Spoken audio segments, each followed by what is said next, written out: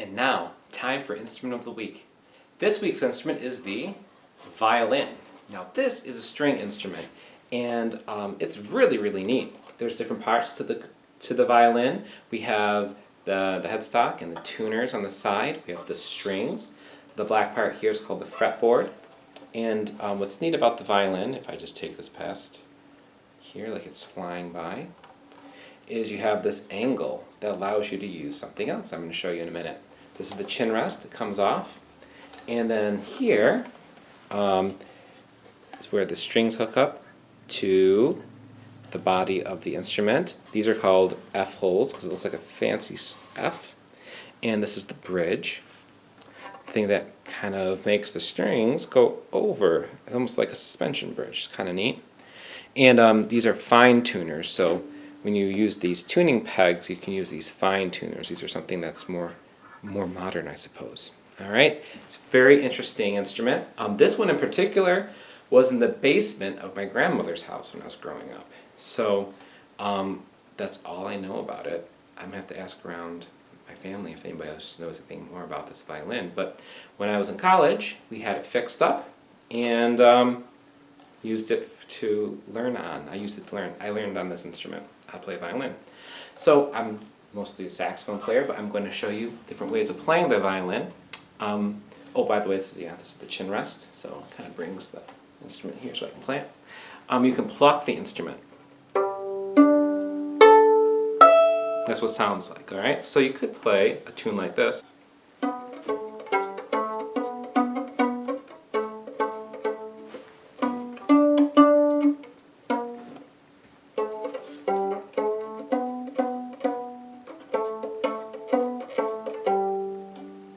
Alright, bring your little lamb. Or you can use this. This is called a bow. Alright, it's kind of long. Oh, gee whiz. I'm about 6 foot tall. So it goes from here all the way to my palm. It gives you an idea how long it is. And it has a bow in it here. You can see kind of how it goes down. This part here is actually horsehair. There are little things on the hair that allow it to kind of pull at the strings. And I use this other material called rosin to make the bow a little stickier. All right, and this is, if I remember correctly, it's a tree sap. So if you ever got like Christmas tree sap on your hands, that's how sticky this stuff is. But they've gone through and they have made it a little less sticky, but sticky enough to make the strings work. So put this over here, crack it. If you drop it, it cracks on the floor, and you gotta buy new stuff. So I plucked it the first time, but check this out. So if you hear all the strings just doing this, bottom string,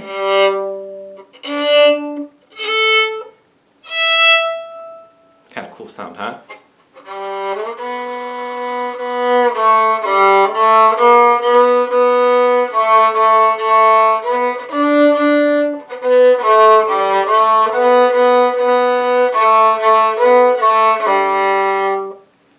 Kind of cool, huh? So that's the violin. I'm going to try one other tune.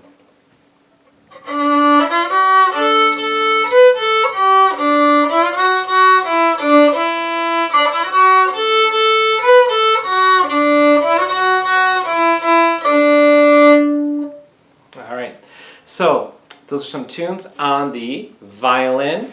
And by the way, that was my attempt at Oh Susanna.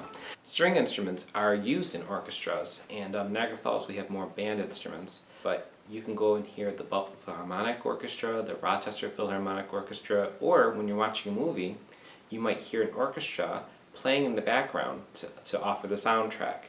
So these kind of instruments, string instruments, they get bigger. This is the violin, there's the viola, the cello, and then the upright bass.